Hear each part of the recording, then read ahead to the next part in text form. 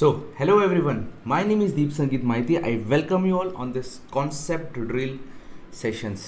इसमें हम कॉन्सेप्ट्स को एकदम ड्रिल करते हुए बहुत डेप्थ में जाके पढ़ाई करेंगे and we will learn some beautiful things regarding mechanical engineering. तो आइए चलिए स्टार्ट करते हैं.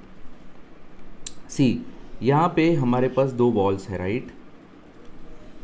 एंड ये दोनों सेम डायरेक्शन में मूव कर रहे हैं. ये मूव कर रहा है यू ए से एंड ये मूव कर रहा है यू बी वेलोसिटी से. इसको थोड़ा सा बड़ा बना देते हैं. ओके, ये यू ए वेलोसिटी से मूव कर रहा है, ये यू बी वेलोसिटी से मूव कर रहा है in the same direction. Now u A जो है वो यू बी से बड़ा है. U A is greater than u B. So definitely after some time क्या होगा? ठीक है, आफ्टर सम टाइम क्या होगा? ये दोनों बॉल फर्स्ट टाइम कांटेक्ट में आएंगे. ये दोनों बॉल फर्स्ट टाइम कांटेक्ट में आएंगे. ये ए है, ये बी है. देखो यहाँ पे they are in contact. First time दोनों कांटेक्ट में आए. फिर आफ्टर सम टाइम और क्या होगा?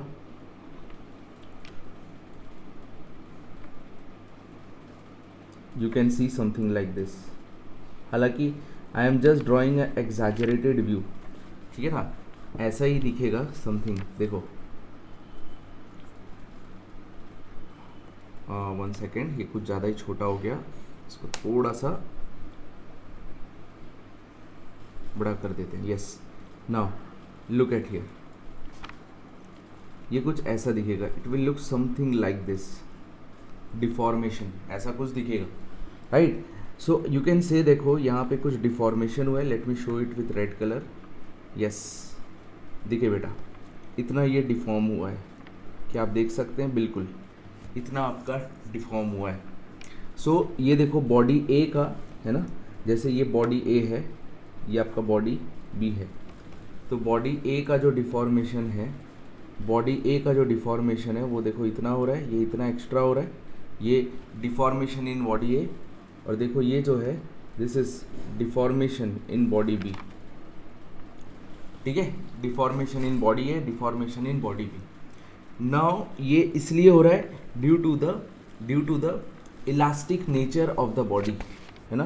क्योंकि बॉडी आपकी इलास्टिक बॉडीज़ है. A and B both are elastic bodies बेटा, बोथ आर इलास्टिक बॉडीज़. क्या हो रहा है? Both the bodies are moving with some velocity u A and you we initially in the same direction. उन लोग first time, ठीक है ना, फर्स्ट टाइम कॉन्टैक्ट में आए. देखो वो दोनों फर्स्ट टाइम कॉन्टैक्ट में आए. And then after some time what happens? ये दोनों ने स्ट्राइक किया, दोनों ने इम्पैक्ट किया यहाँ पे. ठीक है, तो इसको हम कहते हैं इम्पैक्ट. इम्पैक्ट आप बोलो, इम्पल्स बोल लीजिए. इम्पल्स का मतलब क्या होता है? जब फोर्स अप्लाई होता है, लार्ज अमाउंट ऑफ फोर्स होता है for a shorter interval of time, that is the impulse. Large force for a shorter interval of time.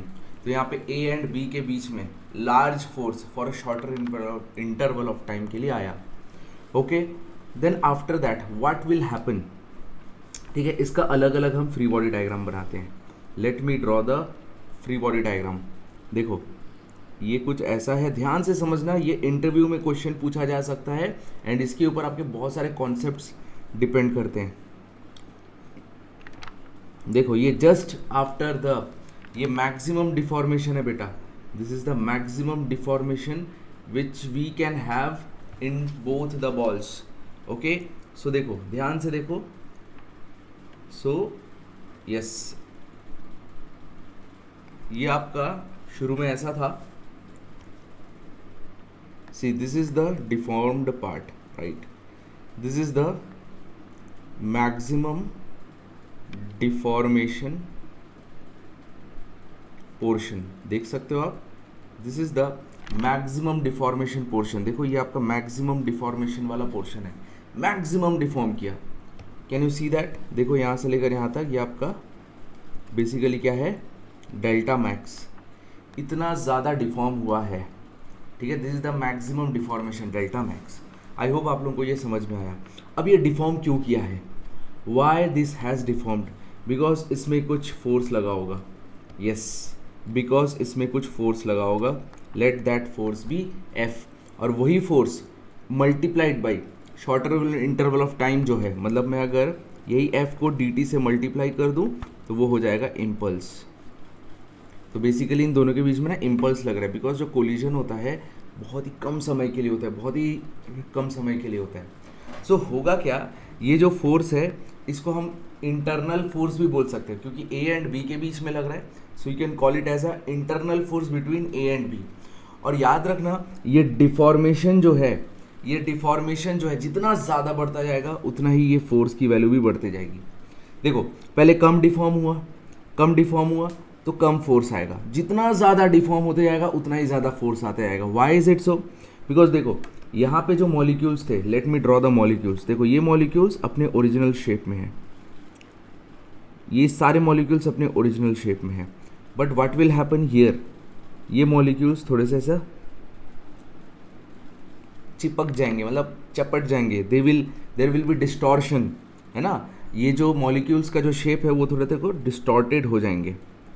अब क्या होगा, अब मॉलिक्यूल्स को आप डिस्टॉर्ट कर रहे हो, अब मॉलिक्यूल्स क्या करेंगे, वो कुछ अपोज करने की कोशिश करेंगे, राइट। यस, तो ये जो फोर्स F है, ये जो फोर्स F है, ये जो फोर्स आया, ये फोर्स आया, आप बोल सकते हो ये जो फोर्स है, this force F is nothing but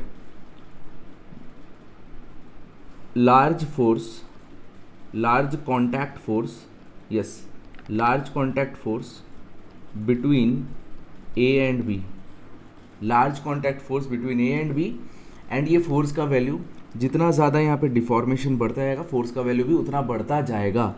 और ये फोर्स की वैल्यू मैक्सिमम कब होगी, F is maximum when maximum deformation occurred, when maximum deformation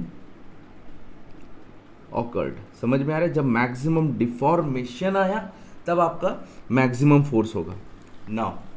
now ये हमारा कहाँ से कहाँ तक हुआ, फर्स्ट टाइम कांटेक्ट से लेकर मैक्सिमम डिफॉर्मेशन तक। तो इस दौरान जो टाइम है इसको बोलते हैं पीरियड ऑफ डिफॉर्मेशन, ठीक है, पीरियड ऑफ डिफॉर्मेशन। याद रखो फर्स्ट कांटेक्ट जब आया, देखो ये फर्स्ट कांटेक्ट से लेकर मैक्सिमम डिफॉर्मेशन जब तक हुआ तब तक इसको बोला जाता है पीरियड ऑफ डिफॉर्मेशन। याद रखो इस टर्म को, period of deformation. I hope आप लोगों को ये क्रिस्टल क्लियर है। अब अगर पीरियड ऑफ डिफॉर्मेशन के बारे में आप लोगों को समझ में आ गया है, देन अब क्या होगा, जस्ट ये जो भी चीज़ें हो रही है ना, दे आर वेरी माइन्यूट, बहुत फ्रैक्शन ऑफ सेकेंड में हो रहा है, मिली सेकेंड्स में हो रहा है। ये सारी चीज़ें हम लोग बहुत ही धीरे धीरे समझ रहे हैं, बट ये सारी चीज़ें मिली सेकेंड्स में हो रही होंगी, है ना, बहुत ही कम टाइम में हो रहा होगा। अब देखो ये तो हो गया आपका ए बॉडी का जो UA वेलोसिटी से मूव कर रहा था। याद रखना जब मैक्सिमम डिफॉर्मेशन हो जाता है, जब A एंड B के बीच में मैक्सिमम डिफॉर्मेशन हो जाता है, राइट, तब उन दोनों की वेलोसिटी सेम होती है, सेम, क्योंकि उस टाइम पे दोनों एक साथ चिपके हुए रहते हैं। वो एकदम फ्रैक्शन ऑफ सेकेंड, मतलब बहुत ही कम समय के लिए होता है, एकदम मिली सेकेंड के लिए ऐसा टाइम आता है कि दोनों सेम वेलोसिटी से मूव कर रहे होते, दैट इज़ V वेलोसिटी। अब देखिए, आई होप आप लोगों ने ये नोट कर लिया है। चलो इसको मैं नीचे लिखता हूँ, let me go little bit down. Yes, तो देखो जो बॉडी B होगा उसमें कैसे होगा, बॉडी B जो है उसमें भी देखो ऐसा ही कुछ आएगा। ये आपका बॉडी B है, यस, बॉडी B का, लेट मी ड्रॉ दैट, ये रहा आपका ग्रीन कलर का। एंड ऑब्वियस ही बात है, दोनों बॉडीज़ की प्रॉपर्टीज़ अगर अलग अलग होंगी तो किसी में ज़्यादा डिफॉर्मेशन होगा, किसी में कम डिफॉर्मेशन होगा। वो पूरा का पूरा डिपेंड करेगा उसके अंदर के मॉलिक्यूल्स की डेंसिटी के ऊपर, ठीक है। यस, तो ये बॉडी भी है, इसकी अलग प्रॉपर्टी है, ठीक है। तो देखो ये भी मैक्सिमम डिफॉर्म किया, लेकिन हाँ दोनों के बीच में जो कॉन्टैक्ट फोर्स होगा ना बेटा, ये मैक्सिमम डिफॉर्मेशन, दोनों के बीच में जो कॉन्टैक्ट फोर्स होगा वो आपका सेम होगा, that will remain same F। ये आपका फोर्स F सेम होगा। और यही जो फोर्स होता है, ये फोर्स हम डिफॉर्मिंग फोर्स बोलते हैं। यही जो F है ना, यही जो F है, ठीक है, इसको हम मान लेते हैं FD ले लेते हैं। चलो FD, डिफॉर्म करते वक्त जो फोर्स है, ठीक है ना, डिफॉर्म्ड करते वक्त जो फोर्स है, फोर्स ड्यूरिंग, लिखिए फोर्स ड्यूरिंग डिफॉर्मेशन, ठीक है। हमको इसके एकदम इस पे नहीं जाना है, फोर्स ड्यूरिंग डिफॉर्मेशन। एंड ये जो फोर्स ड्यूरिंग डिफॉर्मेशन है बेटा, force during deformation it increases, लिखिए, it increases with increase in deformation. जैसे जैसे डिफॉर्मेशन इंक्रीज होते जाएगा वैसे वैसे एफ डी की वैल्यू, फोर्स ड्यूरिंग डिफॉर्मेशन, वो भी बढ़ते जाएगी। आई होप आप लोगों को ये क्रिस्टल क्लियर है, क्रिस्टल क्लियर है। अब होगा क्या, ये तो आपका इलास्टिक बॉडी है, ये भी आपका इलास्टिक बॉडी है। क्या होता है ना, जितने भी इलास्टिक बॉडीज़ होते हैं इस दुनिया में, वो सारे elastic bodies, all the elastic bodies, सब के सब क्या होते हैं, जैसे ये उसमें डिफॉर्म हुआ, फिर अंदर में ये जो मॉलिक्यूल्स हैं, let me draw the molecules बेटा, यस, यहाँ पे जो मॉलिक्यूल्स डिफॉर्म हुए हैं, ठीक है, ये तो उतने डिफॉर्म नहीं हुए हैं, बट ये जो पेरीफेरी में है, ये जो मॉलिक्यूल्स डिफॉर्म हुए हैं, वो क्या करेंगे, अपने ओरिजिनल शेप में आने की कोशिश करेंगे। समझ में आ रहा है? ये जो मॉलिक्यूल्स हैं, ये जो मॉलिक्यूल्स है यहाँ पे, ये अपने ओरिजिनल शेप में आने की कोशिश करेंगे। और जब ये मॉलिक्यूल्स अपने ओरिजिनल शेप में आने की कोशिश करेंगे तो फिर क्या होगा बेटा, जब ये ओरिजिनल शेप में आने की कोशिश करेंगे तब आपका यहाँ पे क्या होने वाला है, रिकवरी होने वाला है। उसी को बोलते हैं रिकवरी। ऑब्वियस ही बात है, ये ज़्यादा देर तक ऐसे डिफॉर्म्ड वे में नहीं रहेंगे, वो अपने आप को ओरिजिनल शेप में लाने की कोशिश करेंगे। ये देखो अभी इलिप्टिकल शेप में हो गए, अब वो वापस सर्कुलर शेप में आने की कोशिश करेंगे, तो उसको बोला जाता है recovery, that is known as recovery. ठीक है, तो उसको बोला जाता है रिकवरी बेटा। तो ध्यान से देखना, रिकवरी जो है, अब देखो होगा क्या, ध्यान से देखना बेटा, ये आपका बॉडी ए है, अब ये बॉडी ए, ठीक है, देखो ये इतना ज़्यादा डिफॉर्म हुआ है। अब इस मोमेंट में क्या होगा, ये जो पार्ट है, देखो let me draw it somewhat here, देखो ध्यान से देखिएगा बेटा, एकदम ध्यान से समझना। हम लोग कॉन्सेप्ट्स का पूरा के दिमाग में बैठा देंगे। Yes, see here, look at here, देखो बेटा ध्यान से समझो। अब यहाँ पे आपको क्या दिख रहा है, what you can observe from here, आप ऑब्जर्व क्या कर सकते हो, देखो ऑब्जर्व करिए। शुरू में पूरा यहाँ तक डिफॉर्म था, राइट, शुरू में पूरा यहाँ तक डिफॉर्म था, है ना। देखो ये जो मैं ग्रीन कलर का पोर्शन शो कर रहा हूँ, शुरू में यहाँ तक डिफॉर्म था, बट अब जो है इतना ही बचा। ये जो ग्रीन वाला पोर्शन है इसको हम कहते हैं रिकवरी, ये वापस रिकवर हुआ। बट ये जो रेड कलर का जो रीजन दिखा रहा हूँ, ये आपका कुड नॉट, ठीक है ना, कुड नॉट रिकवर नहीं हो पाया। ठीक है, ये जो है रिकवर, ये वाला पार्ट रिकवर नहीं हो पाया है। तो जो रिकवर नहीं हो पाया उसको हम कहते हैं परमानेंट, ठीक है ना, परमानेंट डिफॉर्मेशन, लिखिए परमानेंट डिफॉर्मेशन, उसको कहा जाता है परमानेंट डिफॉर्मेशन। देखो जो रिकवर नहीं हो पाया उसको हम कहते हैं परमानेंट डिफॉर्मेशन। ये रिकवर नहीं हो पाया और ये रिकवरी हो गया, और उसी रिकवरी को हम रेस्टिट्यूशन भी बोलते हैं, उसी रिकवरी को हम रेस्टिट्यूशन भी बोलते हैं। ध्यान से सुनो, उसी रिकवरी को हम रेस्टिट्यूशन भी बोलते हैं। तो ऑब्वियस ही बात है, अगर कोई चीज़ यहाँ पर थी, यहाँ से यहाँ तक गई, ठीक है ना, यहाँ से यहाँ तक गया, तो क्या हुआ होगा, there would have been some force, एक फोर्स लगा होगा जिसको मैं बोल देता हूँ एफ आर, इसको हम कहते हैं रेस्टिट्यूशन फोर्स।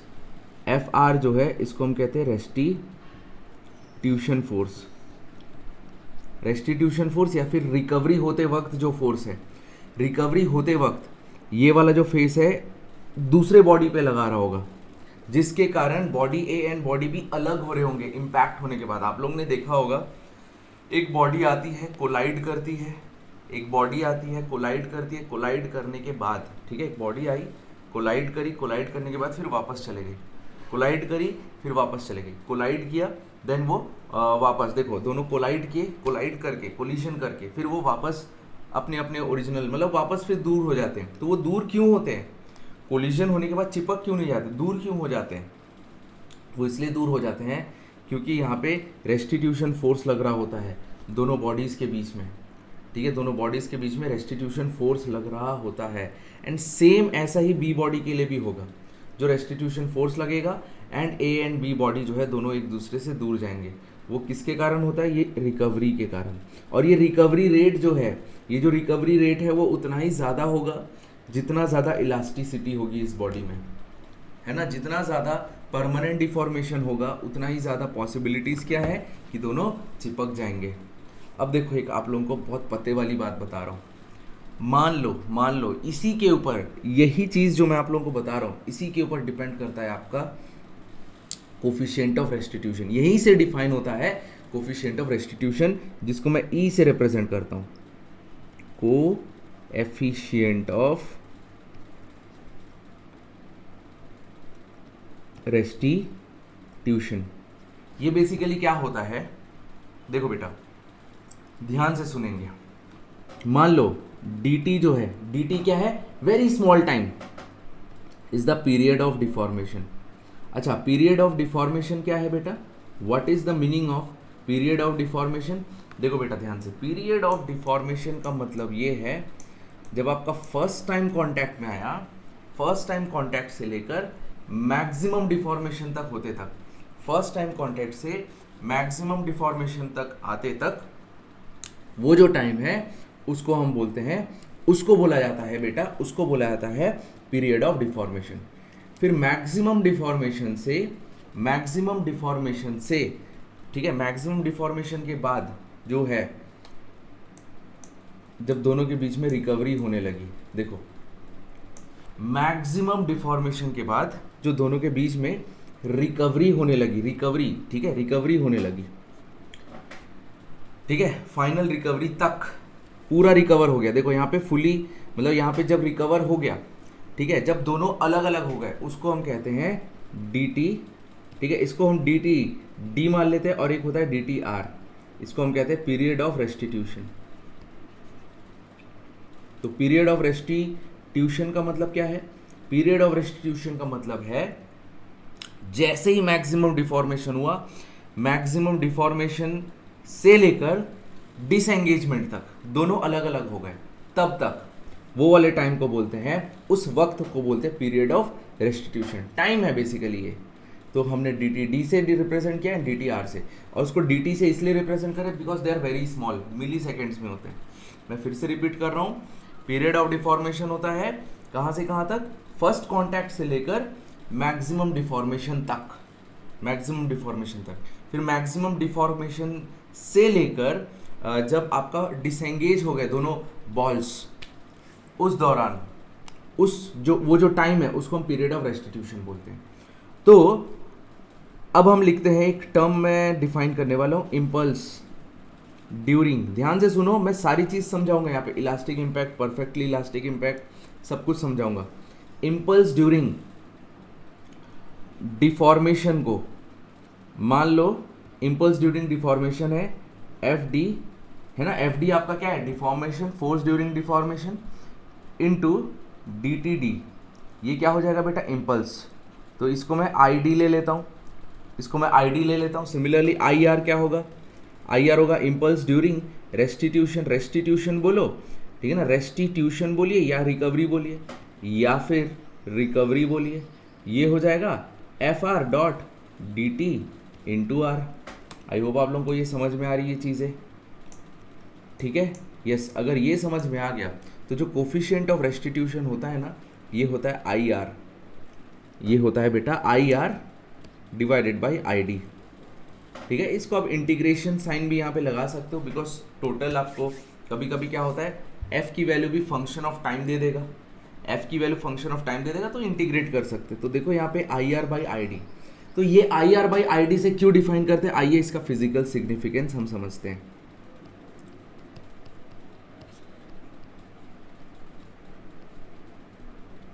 सॉरी, यस, देखो बेटा ध्यान से, अभी आप देख सकते हो ये फुली रिकवर नहीं हो पाया है। याद रखना, जितना ज्यादा रिकवरी होगा, यहां पे आप लिखो more the recovery, more will be the, more the recovery more will be the F R. जितना ज़्यादा रिकवरी होगा उतना ही ज़्यादा एफ आर का वैल्यू होगा, जितना ज़्यादा रिकवरी होगा उतना ही ज़्यादा एफ आर का वैल्यू होने वाला है बेटा, ये बात को समझो। यहाँ पे देखो रिकवरी पूरा हो पाया क्या, नहीं, इसको हम बोलते हैं पार्शियल रिकवरी। यहाँ पे देखो इतना, ये ग्रीन वाला जो पोर्शन है ना सिर्फ उतना ही रिकवर हो पाया, ये जो रेड वाला पोर्शन है उतना रिकवर ही नहीं हो पाया। अगर उतना रिकवर नहीं हो पाया है इसका मतलब ये हुआ कि ये फुली रिकवर नहीं हुआ, इसको हम बोलेंगे पार्शियल रिकवरी। इसको हम क्या बोल देंगे बेटा, पार्शियल रिकवरी। तो क्योंकि पार्शियल रिकवरी हुआ है, पार्शियल रिकवरी हुआ है तो आप ऑब्वियस सी बात है बोल सकते हो एफ डी जो है वो बड़ा होगा एफ आर से, क्योंकि देखो ऑब्वियस सी बात है, ऑब्वियस सी बात है, मैंने बोला था जितना ज़्यादा डिफॉर्मेशन उतना ही ज़्यादा एफ डी। डिफॉर्मेशन ज़्यादा हुआ है लेकिन रिकवरी कम हुआ है, इसका मतलब एफ डी जो है एफ आर से बड़ा होगा, बिकॉज डिफॉर्मेशन जो है वो 1 सेकेंड, बिकॉज डिफॉर्मेशन जो है वो ज़्यादा है रिकवरी से, ठीक है ना। रिकवरी का जो डेल्टा है, रिकवरी का जो डेल्टा है वो छोटा है एंड जो डिफॉर्मेशन हुआ मैक्सिमम डिफॉर्मेशन वो ज़्यादा है, दैट्स वाई एफ डी जो है एफ आर से ज़्यादा होगा। एंड आप लोग ये भी बोल सकते हो ये जो डी टी डी है एंड ये डी टी आर है, because they are very small, मान लो बहुत ही छोटे हैं, बहुत ही छोटे हैं, इवन वो ऑलमोस्ट आप सेम मान सकते हो उसको। डी टी डी जो है R nearly equals to D T R, because ये सारे मिली सेकेंड्स में होते हैं सब कुछ। तो आप देखो यहाँ पे क्या लिखोगे, F R D T divided by F D D T. तो आप यहाँ से देख सकते हो, ठीक है, यहाँ से आप देख सकते हो for partial recovery, for partial recovery, अगर फुली रिकवर नहीं हुआ, पार्शियल रिकवरी हुआ है, फॉर पार्शियल रिकवरी आप देख सकते हैं, आप देख सकते हैं एफ आर की वैल्यू जो है वो आपका छोटा है एफ डी से। तो हेंस यहाँ पे आप जब वैल्यू को देखेंगे तो वो देखना 1 से छोटा हो जाएगा, ई का वैल्यू 1 से छोटा हो जाएगा, और इसको हम सिंपल इलास्टिक इम्पैक्ट बोलते हैं। इसको क्या बोलते हैं, इलास्टिक इम्पैक्ट। ये आपका परफेक्टली इलास्टिक इम्पैक्ट नहीं है, this is the elastic impact जब ई की वैल्यू 1 से छोटी होती है। बट हाँ बेटा एट द सेम टाइम, ठीक है ना, ई का वैल्यू 0 से बड़ा भी होना चाहिए, ई का वैल्यू 0 से बड़ा होना चाहिए। क्यों बेटा ई का वैल्यू 0 से बड़ा होना चाहिए, है ना, तभी आप इलास्टिक इम्पैक्ट बोलोगे, तभी आप इलास्टिक इम्पैक्ट बोलोगे। क्योंकि ई का वैल्यू अगर 0 हो गया तो देखो, अगर ई का वैल्यू 0 हो गया या उससे छोटा हो गया, ये तो आपको चलो केस नंबर 1, केस नंबर 2, अगर ई का वैल्यू 0 होता है या ई का वैल्यू 0 से छोटा होता है, अगर ई का वैल्यू 0 होता है या ई का वैल्यू 0 से छोटा होता है, मान लो नेगेटिव में जा सकता है, कभी नेगेटिव में जा सकता है ई का वैल्यू, नहीं, नेवर, ई का वैल्यू कभी भी नेगेटिव नहीं हो सकता, है ना, क्योंकि देखो एफ आर और एफ डी ये आपके थोड़ी ना नेगेटिव होंगे, टाइम का भी नेगेटिव थोड़ी ना होगा, नॉट लाइक दैट, नेवर, ठीक है। तो आपको यहाँ पे ई का वैल्यू जो है, ठीक है, ई का वैल्यू जो है वो आपका कभी नेगेटिव नहीं होगा, बट 0 हो सकता है। 0 कब होगा, देखो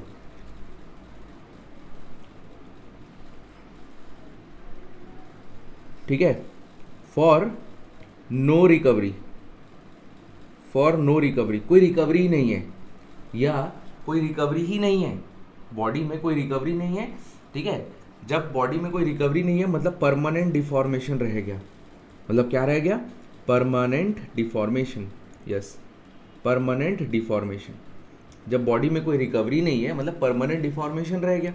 जैसे देखो बेटा, देखो बेटा, ध्यान से समझना, ये आपकी बॉडी है, देखो ये आपकी बॉडी है, देखो बॉडी में इतना डिफॉर्मेशन हुआ, बॉडी में इतना डिफॉर्मेशन हुआ, है ना, देखो बॉडी में इतना डिफॉर्मेशन हुआ, है ना, जैसे ये किसी के साथ कोलाइड किया होगा ये बॉल, है ना, बॉडी में उतना ही डिफॉर्मेशन हुआ, this is the maximum deformation delta max. लेकिन ये कभी रिकवरी नहीं हुआ, देखो यहाँ के जो मॉलिक्यूल्स है वो वैसे के वैसे ही रह गए, ये कभी रेजिस्ट कर ही नहीं पाए मॉलिक्यूल्स, इसका शेप जो है ऐसे का ऐसा ही रह गया आफ्टर द कोलिजन। तो ऐसा तब होता है जैसे मान लो च्युइंगम ले लो, च्युइंगम, च्युइंगम को आप जब दीवार में फेंकते हो तो दीवार में जाके च्युइंगम चिपक जाता है, दीवार में जाके वो च्युइंगम जो है चिपक जाता है, समझ में आ रहा है, यस, स्टिक हो जाता है, चिपक जाता है। तो दीवार में जाके जब वो च्युइंगम चिपक जाता है, ठीक है, दीवार में जाके वो च्युइंगम जो है चिपक जाता है, डेफिनेटली चिपक जाता है। तो जब वो च्युइंगम चिपक जाता है दीवार में जाकर, तो क्या होगा बेटा वहाँ पर, वो आपका परमानेंट डिफॉर्मेशन में आएगा, क्योंकि वो उससे जाके चिपक गया, ये इसको रीबैक कर ही नहीं पाया। यहाँ पे कोई रिकवरी नहीं है, ज़ीरो रिकवरी, ज़ीरो रिकवरी। अगर ज़ीरो रिकवरी है, ठीक है ना, ज़ीरो रिकवरी है, दैट मीन्स एफ आर की वैल्यू ज़ीरो है ना। जो रेस्टिट्यूशन फोर्स जो लग रहा था, ये वाला पार्ट इधर से इधर मूव करने पे जो फोर्स लगा रहा था इधर, एफ आर, वही ज़ीरो हो गया।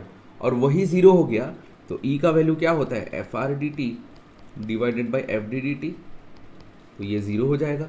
तो इसी को हम कहते हैं प्लास्टिक कोलिजन, प्लास्टिक कोलिजन बोला जाता है, ठीक है, प्लास्टिक कोलिजन बोला जाता है। ई का एक और फॉर्मूला होता है जो मैं लास्ट में आप लोगों को बताऊंगा, इसको बोलते हैं प्लास्टिक कोलिजन। और आप देख सकते हो यहाँ पे एनर्जी लॉस होता है, प्लास्टिक कोलिजन में एनर्जी लॉस होता है, प्लास्टिक कोलिजन में एनर्जी लॉस होता है, काइनेटिक एनर्जी लॉस बोलेंगे, क्योंकि शुरू में दोनों मूव कर रहे थे, बाद में स्ट्राइक होने के बाद दोनों की वेलोसिटी चेंज हो गई एंड काइनेटिक एनर्जी लॉस होता है। वो चीज़ आप डिराइव कर सकते हो easily, you can derive that. अच्छा, एक और बात, ये तो आपका इलास्टिक इम्पैक्ट हो गया, एक होता है perfectly elastic impact. Perfectly elastic impact में क्या होता है, देखो बेटा ध्यान से। अच्छा, ये जो डिफॉर्म हुआ अब ये ऐसा ही रहेगा, ये कभी भी ओरिजिनल शेप में नहीं आ सकता, ठीक है। यस, देखो अब मैं बताऊंगा perfectly elastic impact, perfectly elastic impact. तो परफेक्टली इलास्टिक इम्पैक्ट में क्या होता है, ध्यान से सुनेंगे बेटा। देखो ये रहा आपका perfectly elastic impact. Perfectly elastic impact में क्या होगा ना, ऑब्वियस ही बात है, देखो जैसे ही इम्पैक्ट किया, जैसे ही दोनों कोलाइड किए, इस तरीके से आपका डिफॉर्मेशन हुआ है, इस तरीके से आपका डिफॉर्मेशन हुआ, ठीक है। यस, तो ये आपका फाइनल शेप रह गया, देखो, ठीक है ना। तो फाइनल शेप को ऐसे करके बना देते हैं, देखो ये रहा आपका फाइनल शेप रह गया, ठीक है। हो नहीं रहा है, चलो एडजस्ट कर लो। ये रहा बेटा, देखो आपका फाइनल शेप ऐसा रह गया, ठीक है। तो देखो ये इसको हटा देते हैं, let me remove this one.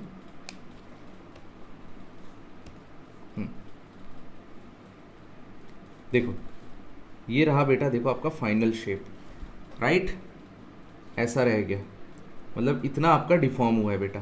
ध्यान से देखो, ये रेड कलर से शो करता हूँ, ठीक है। ये आपका डिफॉर्म हुआ, this is the delta max, maximum deformation, और इसमें ऑब्वियस ही बात है एफ डी लगा होगा। अब क्या होगा, आफ्टर सम टाइम ये फर्स्ट कॉन्टैक्ट से लेकर मैक्सिमम डिफॉर्मेशन तक, इसको हम कहते हैं पीरियड ऑफ डिफॉर्मेशन, और जितना ज़्यादा डिफॉर्मेशन होगा डेल्टा मैक्स, उतना ही ज़्यादा एफ डी का वैल्यू होगा।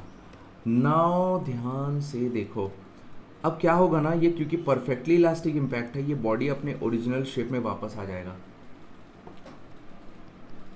आफ्टर द कोलिजन के बाद the body will regain its original shape, the body will regain its original shape completely. ये बॉडी जो है कंप्लीटली रीगेन कर लेगा और आपको दिखाई नहीं देगा कि यहाँ पे कभी डिफॉर्म हुआ था, कभी भी यहाँ पे डिफॉर्म हुआ था, ऐसा आपको दिखाई ही नहीं देगा। मतलब इतना तक डिफॉर्म हुआ था ना बेटा, देखो इतना डिफॉर्मेशन हुआ था, इतना डिफॉर्मेशन हुआ था, बट देखो ये फुली रिगेन कर गया। और जब रिगेन कर रहा होगा तब उसने कुछ एफ आर फोर्स लगाया होगा, जिसको हम रिकवरी फोर्स बोलते हैं या रेस्टिट्यूशन फोर्स बोलते हैं। मतलब ये जो पोजीशन यहाँ से लेकर यहाँ तक, देखो आपकी बॉडी जब यहाँ से यहाँ तक मूव करेगी, ये जो बॉडी जब वापस डिफॉर्म करेगा, रिकवर करेगा, तो यहाँ से यहाँ तक जब मूव करेगा, तो ये जो बॉडी है ये कुछ फोर्स लगाएगा इधर दूसरे बॉडी पे, ठीक है, दूसरे बॉडी पे, तो दूसरी वाली बॉडी होगी उस पर फोर्स लगाएगा। और सेम वो भी करेगा, सेम वो जो है ना, एक और जो बॉडी है वो भी फुली रिकवर करेगा, समझ में आ रहा है, वो भी फुली रिकवर करेगा, और वो भी आपका एफ आर फोर्स लगाएगा। तो दोनों एक दूसरे पे एफ आर फोर्स लगा रहे हैं, ये भी बॉडी फुली रिकवर करेगा, ये भी, दोनों फुली रिकवर करेंगे। इसमें देखो ये वाले में है ना, फॉर नो रिकवरी, दोनों बॉडीज क्या होंगे, दोनों के दोनों बॉडीज आपके जीरो रिकवर हो रहे होंगे। इसमें क्या होगा, इसमें दोनों के दोनों बॉडीज फुली रिकवर हो रहे होंगे। अगर फुली रिकवर हो रहा है तो यहाँ पे क्या होता है ना, एफ डी जो है एफ आर के बराबर हो जाता है for elastic, perfectly elastic impact. तो इसीलिए यहाँ पे जो कोफिशिएंट ऑफ रेस्टिट्यूशन होता है जिसको हम कहते हैं I D by I R, तो ये हो जाएगा F D into D T divided by F R into D T. तो ये और ये कैंसिल, तो ई का वैल्यू 1 हो जाएगा। तो आप देख सकते हो दिस इज द ई का value 1 for perfectly elastic impact, यही होता है। ठीक है, क्योंकि देखो जितना डिफॉर्म करेगा उतना ही एफ डी होगा, और जितना ज़्यादा रिकवर करेगा उतना ही एफ आर होगा। तो यहाँ पे जितना डिफॉर्म किया उतना ही रिकवर किया, तो इसीलिए एफ डी और एफ आर का वैल्यू सेम हो जाएगा। आई होप आप लोगों को ये समझ में आ रहा है, आई होप आप लोगों को ये फील आ रहा है पूरा। तो इसीलिए फॉर होल बॉडी, कोई भी बॉडी के लिए ई का वैल्यू जो है वो आपका ज़ीरो के, ठीक है ना, ई का वैल्यू जो है वो आपका ज़ीरो के बराबर भी हो सकता है, समथिंग लाइक दिस। तो ये आपका पूरा रेंज है कोफिशिएंट ऑफ रेस्टिट्यूशन का। तो इस तरीके से आपको सॉल्व करना है। अब देखिए, अगर इसमें कुछ डाउट है आप हमें कमेंट बॉक्स में पूछ सकते हो। तो इसका ना एक ग्राफ ड्रॉ होता है, there is a graph between the contact force F, contact force दोनों के बीच में जो फोर्स है, दोनों बॉल्स के बीच में जो फोर्स है उसको कॉन्टैक्ट फोर्स बोलते हैं, और ये टाइम। तो एक्चुअली देखो इनका ग्राफ ऐसे रैंडमली बना रहे हैं, एक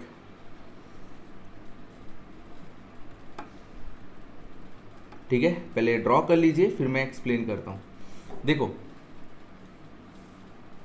ये वाला जो रीजन है इसके पीछे हम बोलेंगे प्री इम्पैक्ट, मतलब ये जो समय है इसके लेफ्ट में उसको हम कहेंगे प्री इम्पैक्ट, मतलब इम्पैक्ट होने से पहले। फिर ये वाले लाइन के बाद इसके अगर आप राइट जाओगे तो उसको कहेंगे हम पोस्ट इम्पैक्ट। पोस्ट इम्पैक्ट मतलब इम्पैक्ट होने के बाद, मतलब दोनों डिसएंगेज हो गए दोनों बॉल्स। तो देखो जब दोनों बॉल्स एक दूसरे से फर्स्ट टाइम कांटेक्ट में आए, वो यहाँ पर आएंगे फर्स्ट टाइम कांटेक्ट में, मैक्सिमम डिफॉर्मेशन हुआ, मैक्सिमम डिफॉर्मेशन हुआ थोड़ी देर तक, तो जहाँ पे मैक्सिमम फोर्स आपको दिखेगा, ये रहा maximum deformation, that is the maximum force, maximum deformation. ठीक है, और यहाँ से लेकर यहाँ तक, यहाँ पर आपका बॉडी का मैक्सिमम डेल्टा हुआ होगा, मैक्सिमम डिफॉर्मेशन हुआ होगा। तो यहाँ से लेकर यहाँ तक ये जो है इसको हम बोलते हैं D T D. D T D का मतलब है पीरियड ऑफ डिफॉर्मेशन। फिर उसके बाद मैक्सिमम डिफॉर्मेशन के बाद अब रिकवरी होगा। हाँ लेकिन अच्छा आप सभी को पता है एफ इंटू डी टी, इसका इंटीग्रेशन क्या होता है, इम्पल्स। मतलब आप बोल सकते हो impulse is nothing but area under the curve for contact force and time. तो अगर मैं इसका एरिया कैलकुलेट करता हूँ, if I calculate the area of this graph, मैं एक रैंडमली ग्राफ बनाया हूँ, ठीक है, तो इसको हम कहेंगे आई डी। क्या कहेंगे, I D. I D, I D मतलब इम्पल्स ड्यूरिंग डिफॉर्मेशन। फिर देखो मैक्सिमम डिफॉर्मेशन से लेकर अब वो रिकवरी हो रहा है, रिकवरी हो रहा है, रिकवरी हो रहा है। ठीक है, अब जब दोनों के बीच में कांटेक्ट हट जाएगा, यहाँ से देखो कांटेक्ट हट चुका है, कांटेक्ट हट चुका है देखो यहाँ से, तो जैसे ही कांटेक्ट हो जाएगा तो दोनों के बीच में जो फोर्स है वो क्या हो जाएगा, जीरो। दोनों के बीच में जो फोर्स हो जाएगा वो जीरो हो जाएगा। ठीक है, तो यहाँ पे आप देख सकते हो ये क्या हो जाएगा आपका, this will be I R. I R मतलब क्या होता है, इम्पल्स ड्यूरिंग रेस्टिट्यूशन या इम्पल्स ड्यूरिंग रिकवरी। और यहाँ से लेकर यहाँ तक के जो टाइम है उसको हम बोलते हैं D T are. D T are का मतलब होता है, डी टी आर का मतलब होता है रेस्टिट्यूशन, है ना, पीरियड ऑफ रेस्टिट्यूशन। यहाँ से लेकर यहाँ तक, this is nothing but the period of restitution. This is I R, this is I D. I hope आप लोगों को ये समझ में आ रहा है। ठीक है, तो यही I R by I D जो होता है इसी को हम कहते हैं coefficient of restitution. I hope आप लोगों को ये समझ में आया, किसी को कोई भी प्रॉब्लम नहीं है। और ये मैक्सिमम फोर्स ये इतना आया। अब देखो एक ब्यूटीफुल कॉन्सेप्ट बताता हूँ आप लोगों को, एक और ग्राफ ड्रॉ करते हैं। तो देखो हो क्या रहा है, जैसे जैसे डिफॉर्मेशन बढ़ रहा है, टाइम बढ़ रहा है, डिफॉर्मेशन बढ़ रहा है, डिफॉर्मेशन बढ़ा तो मैक्सिमम फोर्स तक आया। फिर धीरे धीरे वो दोनों एक दूसरे से अलग होते जाएंगे, अलग होते जाएंगे, एंड फोर्स की वैल्यू फाइनली देखो 0 पे आ जाएगी। ठीक है, अब देखिए नेक्स्ट, देखो बेटा ध्यान से,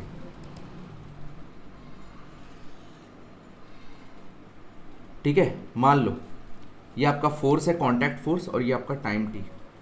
ठीक है, शुरू में देखो यहाँ से फर्स्ट टाइम कांटेक्ट में आया, यहाँ पे फर्स्ट टाइम कांटेक्ट में आया, फिर यहाँ तक जाते जाते ये आपका मैक्सिमम फोर्स तक गया, मैक्सिमम फोर्स जहाँ पे मैक्सिमम डिफॉर्मेशन हुआ होगा, वो मैक्सिमम फोर्स।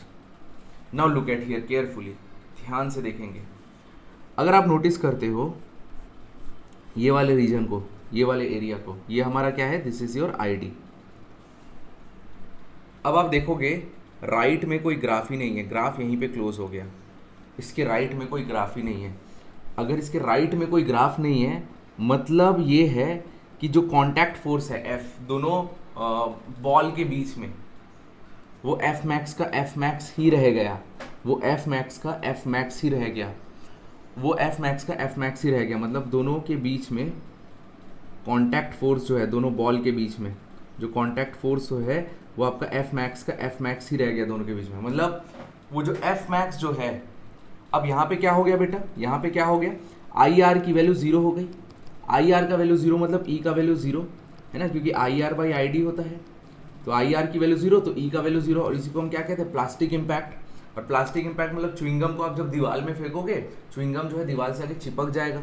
मतलब जो मैंने फेंका च्युइंगम को दीवार के ऊपर, ठीक है, ये मान लो वॉल है and this is the chewing gum बेटा, दिस इज द च्युइंगम, ये मान लो च्युइंगम है, ये च्युइंगम जाके इस पे चिपक गया, ये च्युइंगम जाके जब इससे चिपका तो इसको हम कहते हैं प्लास्टिक इम्पैक्ट। जब च्युइंगम जो है वॉल से जाके चिपक गया, वो क्यों चिपका है, वाई इट इज अटैच्ड, क्यों उससे चिपक गया, ये F मैक्स की वजह से चिपक गया। क्योंकि क्योंकि क्योंकि दोनों बॉडीज के बीच में ये वॉल और ये जो च्युइंगम है, दोनों के बीच में F मैक्स कंटिन्यूसली लगता ही रहा। देखो F मैक्स जो है ना, कभी 0 पे आया ही नहीं, समझ में आ रहा है। तो यस, इन दोनों के बीच में वो F मैक्स लगा ही रहा, एंड लगा रहा F मैक्स, और वो चिपक गए एक दूसरे से। यही F मैक्स दोनों को चिपका के रखेगा, यही F मैक्स दोनों को चिपका के रखेगा। किसको किसको, दीवार वॉल को एंड ये च्युइंगम को। सिमिलरली ये बॉल में भी हो सकता है, अगर दोनों में प्लास्टिक इम्पैक्ट हो रहा होगा तो कोलिजन के बाद दोनों चिपक जाएंगे। तो यही आपका पोस्ट इम्पैक्ट है, यही आपका पोस्ट इम्पैक्ट है। पोस्ट इम्पैक्ट दोनों चिपक जाएंगे and they will move together, या फिर दोनों की फाइनल वेलोसिटी सेम हो जाती है। प्लास्टिक इम्पैक्ट में तभी आप जानते हो कि दोनों की फाइनल वेलोसिटी जो है सेम हो जाती है। देखो वॉल का वेलोसिटी 0 था, तो वॉल तो आप कभी हिला नहीं सकते, वॉल तो वॉल रहेगा हमेशा, वो हिल नहीं सकता। लेकिन च्युइंगम जो है वॉल की वेलोसिटी के बराबर आ गया, दैट इज 0, च्युइंगम का वेलोसिटी भी 0 हो गया, है ना। ये आपका क्या था, plastic impact, this is the plastic impact. और थर्ड में आपको दिखेगा force versus time,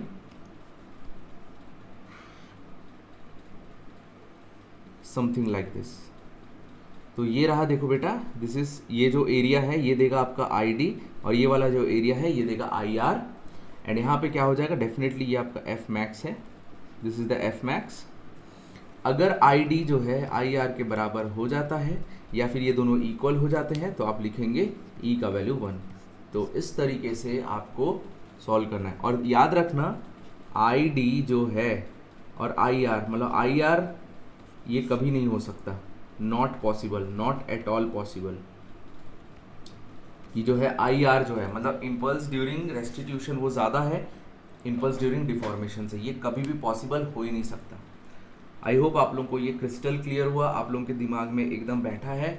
this is the coefficient of restitution का फंडा, और यही क्वेश्चन, यही आंसर अगर आप इंटरव्यू में देते हो, आप लोगों को बहुत सारे मार्क्स मिलेंगे, बहुत सारे पॉइंट्स मिलेंगे, एंड आप लोग बहुत अच्छा स्कोर करोगे। तो अगर इंटरव्यू में आप लोगों को पूछा जाए तो ऐसा ही आंसर करना। आप लोग कमेंट बॉक्स में बता सकते हो कि ऐसे ही आप लोग और किस तरीके का वीडियो चाहते हो, जैसे कि मैंने ऐसा समझाया। आप लोग, मैंने वीडियो को थोड़ा सा स्लो रिकॉर्ड किया, आप लोग चाहो तो थोड़ा फास्ट फॉरवर्ड करके पढ़िए, ठीक है। कमेंट बॉक्स में ज़रूर बताना कि कॉन्सेप्ट ड्रिल कैसा लग रहा है, और आप लोग किस तरीके का और टॉपिक्स पे करना चाहते हो मैं उसी पे बनाऊंगा, ठीक है। Thank you.